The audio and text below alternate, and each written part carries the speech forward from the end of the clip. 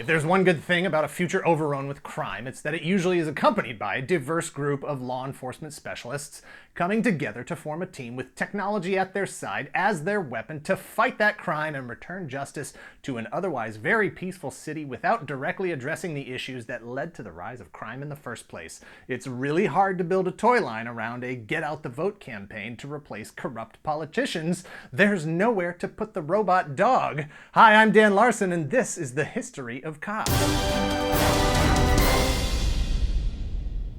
It's the near future of Empire City. 5 years from now, 10 years from now, hard to say.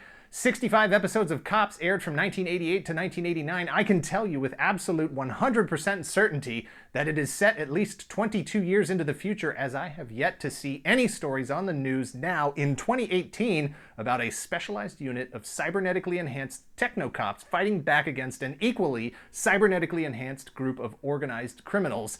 Maybe next year. C.O.P.S, or the Central Organization of Police Specialists, was created by MGA. MGA stands for Marvin Glass Associates. They were, simply put, a toy development think tank, a place where creators, designers, engineers all work to create new toys that they license to toy companies for fun and profit. The fun was for you, the profit was for them. MGA had a lot of hits that you know very well. In 1960, they created Mr. Machine. In 1961, The Great Garloo. In 1964, Rock'em Sock'em Robots. In 1967, The Light Bright. 1973, The Evel Knievel Stunt Cycle. In 1979, Simon. Dozens of others, and of course, one of their last hits was C.O.P.S for Hasbro in 1988.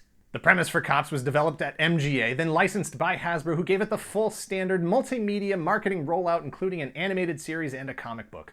The 65-episode animated series was developed by Deke Entertainment, who had already landed a few successes with shows like Inspector Gadget, Dinosaucers, and Starcom. Funny story, several of the episodes of C.O.P.S were written by Carl Macek, who had previously been responsible for the development and production of Robotech in America. For more on Dinosaucers and Starcom, please check out our videos on those brands. For more on Carl and Robotech, please check out our video, The History of Robotech Part 1 and The History of Robotech Part 2, and however many additional parts we've produced at whatever point in the future you happen to be watching this video. 3, 5, I can't wait to find out! The animated series and the comics produced by DC Comics follow the adventures of the C.O.P.S, a team put together and led by federal agent Baldwin P. Vess, aka BP Vess, aka Bulletproof Vess. Bulletproof Vess assembled the state-of-the-art crime-fighting team after his first attempt to confront the crooks, led by Big Boss, landed him in the hospital, requiring a drastic torso replacement to save his life. Usually that's fatal. It's possible this show was influenced by Robocop, which hit theaters 1 year before in 1987, but it's possible that that is just a coincidence. Circumstantial evidence at best. You can't prove anything. MGA and subsequently Hasbro's main gimmick for the C.O.P.S action figures was paper roll firing caps. Every figure, every vehicle had a paper roll cap firing action. Kids like C.O.P.S, kids like caps. If the pitch session was any longer than that, it was wasted time. Caps. The blasting sound, the smell of that bit of red phosphorus and potassium chlorate. It's a gimmick that belongs to an age gone by, something that just wouldn't work on the shelves today. Like G.I. Joe before them, C.O.P.S action figure blister cards had personnel files on the back, and just like the G.I. Joe cards, they were written by Larry Hama. Larry went so far as to actually connect one of the characters to his own Joe mythology. Wayne R. Checkpoint Sneeden III is actually intended to be in continuity, at least in Larry Hama's head, Wayne R. Sneeden, or Beachhead's son.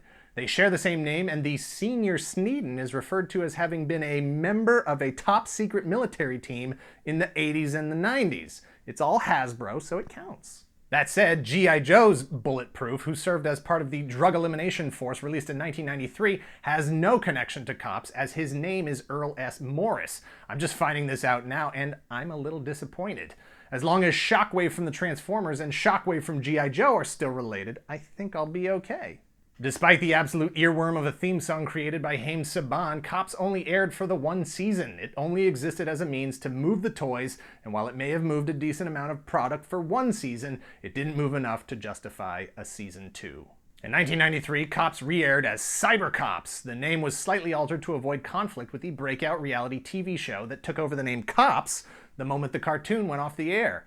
The entire series was most recently collected on DVD by Mill Creek Entertainment for $20 in March of 2017, or you can probably find some of the thumbnails for episodes illegally ripped to YouTube in the sidebar of your suggested videos here on YouTube right now. I think they're on that side. 1 part Justice League, 1 part G.I. Joe, several parts Robocop. C.O.P.S caught the tail end of the great 80s golden age of cartoons created to sell toys.